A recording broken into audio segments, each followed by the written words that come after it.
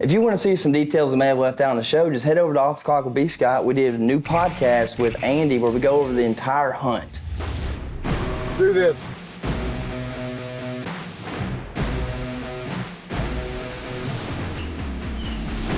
I mean, these are rednecks from everywhere in one spot with big deer. I mean, it's the best case scenario. So we met Andy McGee, was on the podcast, Off the Clock with B. Scott. He came on, he talked about their outfitters, you know, talked about Northwest Missouri and what it's like up there and the kind of deer they have. So it starts September 15th, you know, and most of them are out of velvet, but we have had a few that are still in velvet, you know, mid-September. Really? But most of them are already out of velvet, but they're still bachelor grouped up. You know, it was an awesome podcast. We learned a little bit about what they do. You know, we didn't go crazy into their operation, but I was surprised when he hit me up and he said, hey, I got an opportunity. You want to be there for the first 5 days of bow season? Oh, this could be good. We knew it was going to be kind of warm, but we thought, hey, these deer are not pressured. It's the first hunt of the year.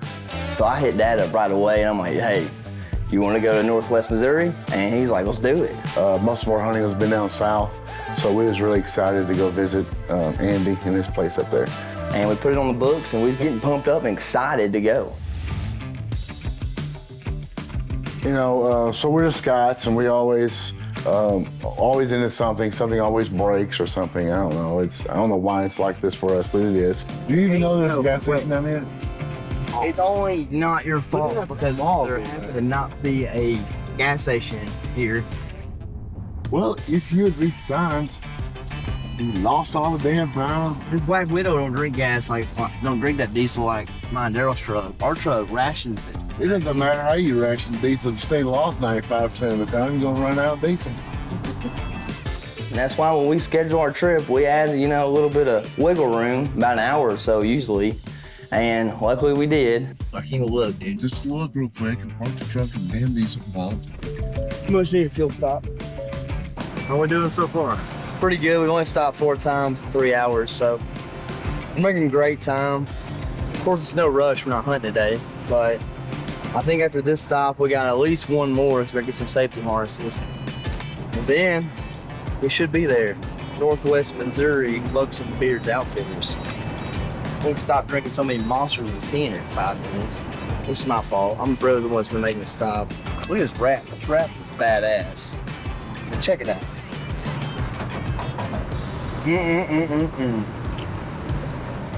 had a bunch of people come in and they hand pinstripe this whole thing whole time. It's remarkable, the precision. How's your back feeling? Good. I went to the chiropractor a day before we left. I didn't want to sit in the saddle all day. My damn neck and back hurting. And first time I went to that chiropractor, they popped my neck, popped my back. I felt like $1 million. The next day I couldn't move my head. And I was really stressed out. So finally my neck pain went away and I woke up this morning with severe back pain. So I took some medication.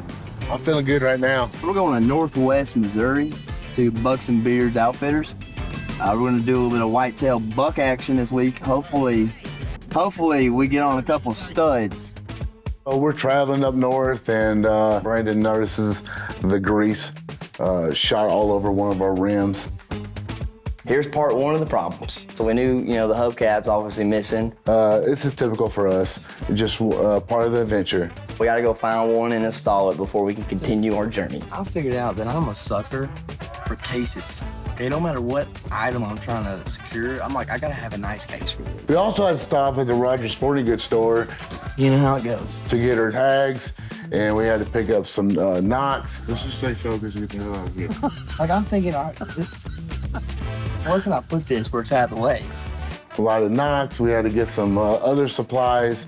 Told you to leave your wallet in the truck. And I don't even know what I'll put in there. We just wanted to buy, but we stayed focused. We got what we needed, got out. All we got to do now is find your knocks, right? Oh, shit, knocks. Yeah. What happened to stay focused? This look at this distracting me. Luckily, we came out of the store with very little. We didn't buy the whole store. I think we was all excited. $180 on grease and paper towels. All right, that's where we split up. He's working on the cap and the grease. I'm gonna work on putting the def in the truck. still have some more grease in there. It's hard to go kill a deer. People think hunting's easy. It ain't easy. I mean, look at all the problems we've had in the last like 3 hours. What do we do to go hunting? I don't know if we'll ever make it. I don't know if we'll ever get in position to actually kill a deer. Jeez. How we doing? Not good. Not good. All my grease laying on the floor. Ground. I hit this lever, shot all my grease out of the tube. Oh no. Yeah. We gotta go buy more grease? No, I got 2 extra tubes. All right, take 2. Oh, hey, don't step like grease. Oh, don't ask how that happened. Dude. Luckily, we've done this a time or two, so we got paper towels, we got wet wipes, we got everything you would possibly need to clean up, because we know how this is gonna turn out. Get in your Crocs. No, I don't know how I messed everything right there. Took half the Are you parking shit? lot. We don't have a net ball. Oh, so we're half passing it. Oh, Here. Oh, fuck, I probably know what I'm saying. Hey, pack up, baby. Get that. Get lots. Fair. We're dancing. Hey, we're dancing on fire here. This damn greasing thing. We need to. We need to get it out. What's So that? you use both bags here for. I know. Well, you know, the grease concerned me. That sucker. Yeah, I think he's gonna kill a buck. You see that guy pull out his boob? No, you didn't get on camera? A B cup at least. Dude, there's a He good- was like a B cup all day. It fell and it bounced. It was nice. It's I nice. need to go run him back down and tell him to redo that. Good lord. It's unfortunate you didn't see that. Suckers. We done? Yeah. Done. All right, we're not done. We're not there yet, but we're past this little pause point in the game where now we're about to get started again. Something else probably happened. Yeah, that was a minor setback, but you know, we're used to this. Nice tits. Stay tuned. North Missouri. Let's do this. Let's go. So we're driving, we're crossing all these beautiful cornfields. There's cornfields as far as you can see. We know that we're getting close. Well, we pull in through the dirt road and we pull up to the spot and we jump out. We see Andy, we meet Cody. How's it going, man? Good to see you. Good to see you. Have a good trip. Yes, sir. Awesome. You know, Andy talked a lot about Cody. You know, he's a great guy, he's funny. Cody is Tim Scott. Nice to meet you, Cody. Good to meet you, man. He's a super nice guy. Got this gorgeous beard. Massive red beard. We're shaking hands, we're telling stories right off the bat. We clicked. You could tell that we're all hunters. We felt like we felt at home. They're definitely our style, our kind of people. They made us feel super comfortable. I mean, these are rednecks from everywhere in one spot with big deer. I mean, it's the best case scenario. So not long after we put all our gear down, Dad gets in the truck with Andy and they hit the road. They're gonna go glassing, doing a little bit of scouting and kind of getting a game plan put together. And after I got all my stuff settled, I was trying to go ahead and get ready for the next morning and have all my stuff laid out. And I realized that, hey, I mean, it wouldn't be a bad idea to shoot my bow. So, you know, I went up to Cody, like, hey, is there a spot here we can shoot our bows? Make sure just one last time, because you never know traveling what might happen to your setup. And he's like, yeah, man, we got targets out there ready. So, you know, right before dark, Dad and Andy got back from scouting, and we got the bows out and we shot them just to make sure one last time before we, you know, have an opportunity at a big deer. Are you where you need to be? Yeah, move it up. All right, how does... All right, okay. That's good.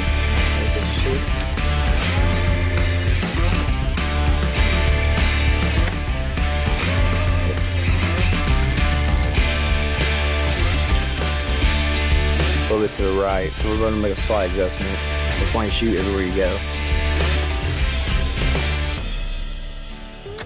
I think you're good, because you have spread about the size of a softball, 20 yards. Shut up.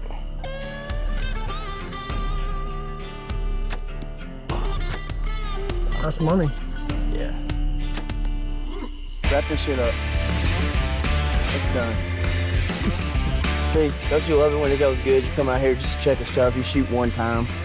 Just one time, and you see what you need to see and you're done. Which one you shooting at? I was shooting at your knot. Oh, okay. That makes sense.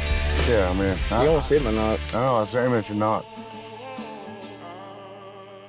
You know, after we do all this, we go inside the house, and Tammy, she's her cook. And my God, I mean, if you guys never ate good cooking, this is the place to go. Kind of served buffet style, so you come over here, and we have forks, knives, and spoons, and your plate. I bragged on her the whole time I was there. I was anxious to see what she was cooking every evening. So we would go hunting, we'll come back, we'll eat. That was a highlight of our trip. The food definitely was really good. So 4 o'clock hits, right? Alarm's going off. Dad, I don't know how he's feeling. He snored all night, super loud snore. I don't think the camera guys were prepared for him. And I think that he got the upper edge on them because he went to sleep earlier. And that was the last time they did that, I promise. Oh yeah, I'm getting a break. This is important about 9 o'clock. We're not really knowing what we're gonna expect, you know, because we haven't been to the setups yet, but we're all excited, you know, because the possibilities are endless, you know? Yeah, they have deer on camera, and we've seen kind of some of the deer they got around here. Good luck. We're killing or not? We're gonna kill. We're gonna do it. It's like hunting a spot that you don't have a camera. You don't know what you're gonna see. You don't know what to expect. You got going on here? He has his lucky thong. I'm loaded up. Oh, we're killing then. Oh, yeah. Let's go do it. What's up, man? The place I was going, I was hunting 3 target bucks. One was super tall. We had a wider buck, then we had a 8-point and velvet. Right off the bat, I knew that we was hunting some good quality deer. I was really surprised from seeing the pictures that Andy gave us, and Cody was talking about the deer that was able to shoot. It's really crazy how big the bodies were. I was really blown away at the size of the deer. The adversities we were dealing with going into this 4-day hunt was full moon, right? Now it was rising, however, it was rising, and then at night it was full and bright. And as most of you hunters know, that typically pushes a lot of nighttime movement. So we knew that if we was gonna get one kill with the warmer temperatures and the moon phase, we was gonna have to get as close as we could to the bedding. And so we spent a lot of time really honing in with the cell cameras, trying to figure out where they were coming out of the bedding and trying to get those sets in there hung as close as we could to try to capture, you know, getting a pup and young deer killed within a 4-day period. We got a deer right behind us. He's a spot. I ain't seen a lot of deer, but we just seen one deer get up, I think deer's gonna pick up here in a little bit. Hopefully we get a shot of it big. David, the camera guy, he was with me. He was actually higher than me in the tree. Only thing he got on camera was a bunch of legs. We got here this morning and we did see a deer. This is our setup here. We got this cornfield here. It's really pretty. I mean, all the land, you know, this right here is a low spot, so all the deer's coming this way, they're saying. It sums up the first morning of Missouri bow season. It's a little warmer, so it's kind of hit or miss on seeing something this morning. We're in a really good spot in between feed and bedding area. And I think that we're gonna catch these bucks moving right before dark when it starts to cool off and the wind dies down.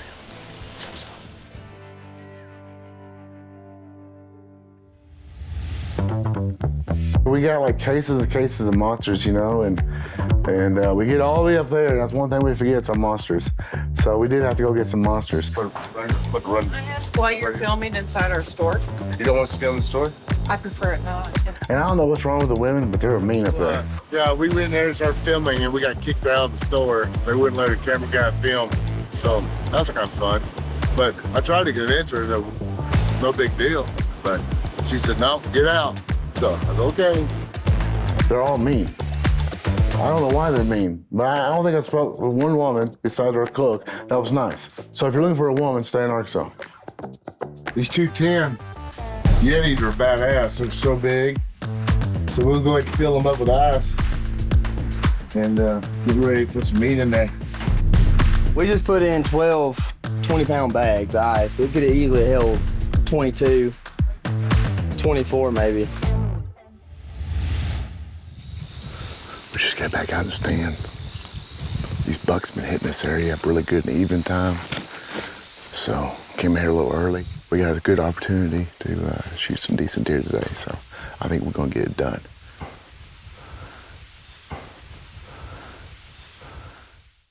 I don't know, he's going through the timber. Oh no. It's a big 8.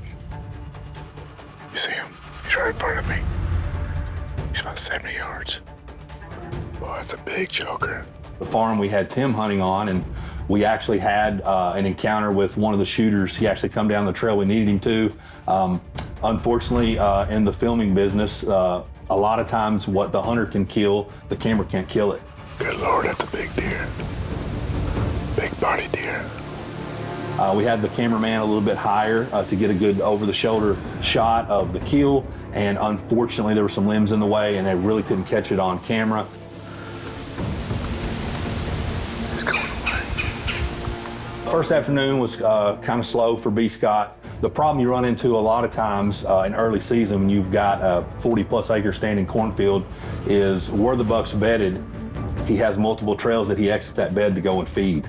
And you're up against the hot weather and you're up against trying to put that hunter on that trail you think that he's going to come out on. It just didn't happen that first afternoon for him. We just had a big velvet 8-point come in. And he came in about 40 yards through this. He crossed this creek. He came right through here. He kept feeding around. He's in this area. So we knew we was going to have to move on the deer. So I started texting Andy, giving him an idea what I was seeing, the route of the deer, and where I thought the deer was bedded, which he thought the same thing. And he gave us a green light to make a move on the deer. Hopefully we'll get down the trail a little bit further, maybe get the shot on camera. And that was our goal, was to kill Pope and Young on camera. So we get the game plan, we drop the guys off, I sent them in there confidently. I trusted them. I could tell these guys were good hunters. So we were hunting right there, up set up right here. And the deer's been coming out here. Problem is they get out here right at dark. And yes, we could shoot one, but we want to get it on camera. So, you know, when you video and sometimes you gotta adjust for the camera light. So what we're gonna do, we know where the bucks are bedding. We know where they're traveling. We've seen all 3 shooters yesterday. So what we're gonna try to do is get up the trail just a little bit and try to get about 10 or 15 more minutes of light. You know, we wanna make sure we get this kill on camera. So we're leaving our spot and now we're gonna hang and hunt. And we're gonna try to get closer to the bedding area, see if we can get this done. This is where you keep down right here. Keep out of this trail. See this?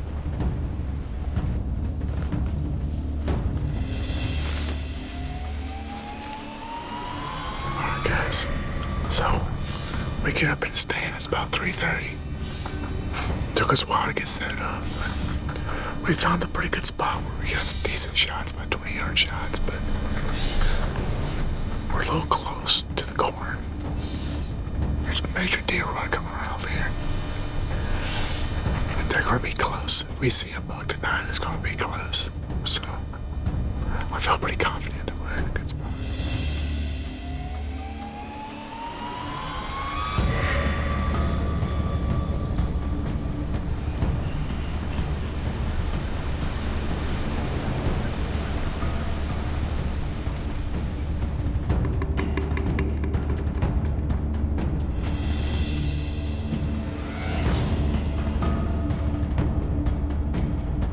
So once we get up in a tree, I think we're in a tree for 2 or 3 hours. Everything calms down.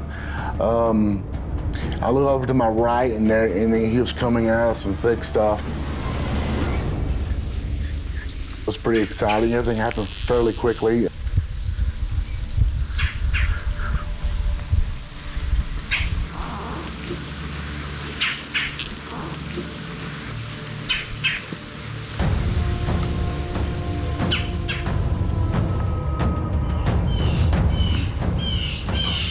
It was very uncomfortable for all of us, but we knew it was a good deer.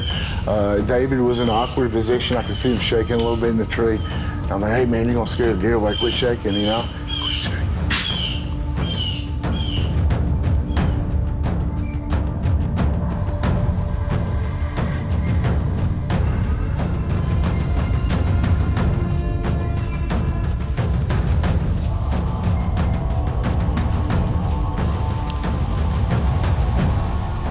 I told David, I said, hey, I got one shot at this, you know. I don't know if he could hear me, but I had one shot, and as soon as the deer got in that area, I let it rip.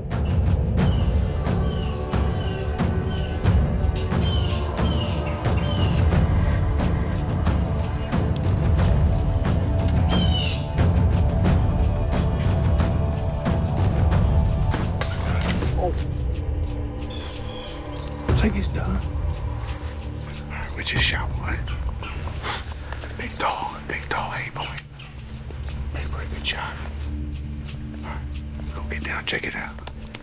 It was actually an hour or so before dark. I was just getting ready to get my binos and stuff ready to go glass a bean field that evening, anticipating a text, and I get a text from the cameraman, BVD. And I give him a call. He's like, he's down, and it's a good one. We just got out of the tree, and we shot that tall 9-point. We seen him last night, and he got by us, so it was too dark for the camera, so we moved in, and we moved in about, I don't know, 150 yards, the direction we thought he was coming. Cluster was dead, and sure enough, he showed up.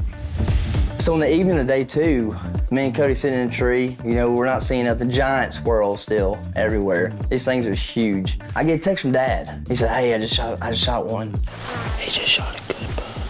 He feels pretty confident, but he just smoked one at 6 o'clock in the evening right now. So I know if Dad's just sitting there waiting, just pumped up, ready for us to get there so we can just go down there and put hands on it, you know?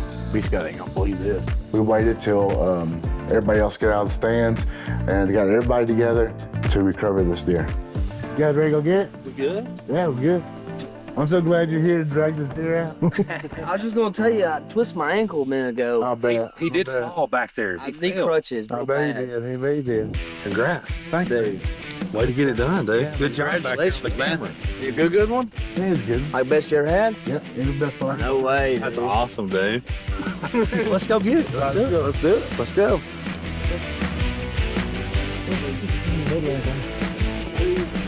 It's a good one. Is it a good one? Is it the one that I showed you the picture of? That's what I'm talking about. It's gonna be fun getting him out of here too. Yeah, because he's one of the biggest body deers I've ever seen. Is he? You could have left that part out. Be careful coming down. I knew the deer was a big body deer based off trail cameras, but it is very hard to judge anything on a whitetail from a photo. The sheer size of the deer was just insane. Oh yeah. Let's go. Cody said, well, we're gonna be working overtime tonight because we gotta get a horse out of this creek bottom. You don't think they get shot on? Yeah. That's a different species of deer. That's not what I'm used to seeing. Yeah, that's a big bodied deer. I really don't know, dude. That's gracious, dude. Thanks, man. Yeah, congratulations, Tim. That's awesome, man. We got eye guard. What do you think he scores? He's gonna be in the 160 range. Yeah, He's got so much length. yeah, he carries his mask. Check this out. Look at his brow. And the antlers are big on the deer, but it's different when you, like, cover your hand over the body and look at it. It's just like it's crazy how much mass it had and the tine length. It was all there. Appreciate you guys, man. Man, we appreciate you getting it done for us. Thank you guys for being You made it look easy. man. I was thinking in my head, like, okay, I've seen this deer in person now, and I've seen the game camera pictures of this deer. So when I see the deer I'm hunting, I'm expecting, okay, we're fixing to upsize. Yeah, it's a good one. Congratulations again. Thank you, man. Congratulations. Couldn't have done without you guys. What I'm already expecting, and I'm already expecting it to be pretty awesome. So I'm thinking, hey, this got a good chance to shoot a monster here. Hey, that's what I'm talking about. Contrary to how strong you think that I actually am, I've done too many of these. That's a big deer. And we figured out how to get the four-wheeler up here, and we're just gonna winch him out. We'll get back there and keep the horns up. Obviously, we don't want to hit anything with them, damage anything, and just guide his head out and just back him right up and then put him in the truck. Woo! That's a lot better than dragging it. They've done this a time or two. Yeah, they have.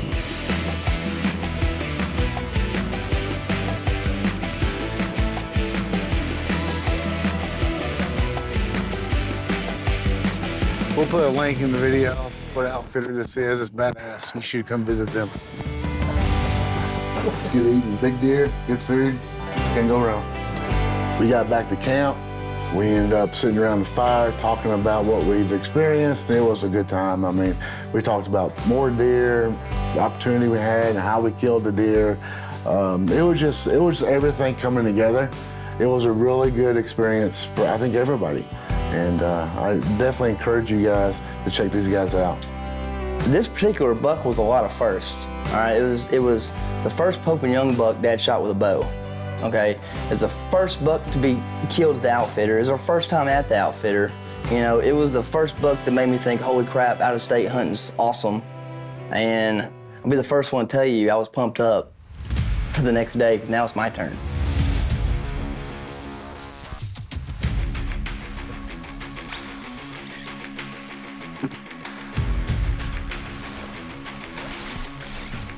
So now we're down to the last day. You know what that means? It's hero or zero. All right, we're either gonna be driving back with a tag burnt, or we're gonna be driving back with a tag in our pocket. Okay, so we're like laid all on the line.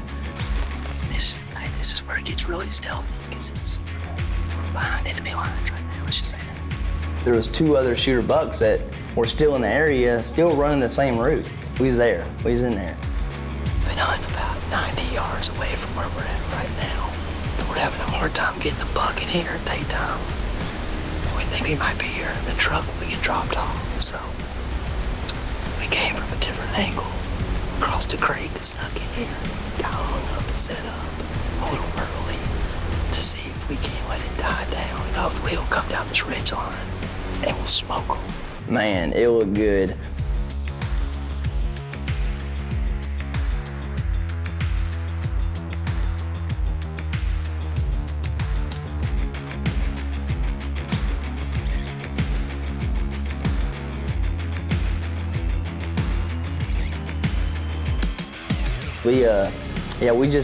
We fell a little short.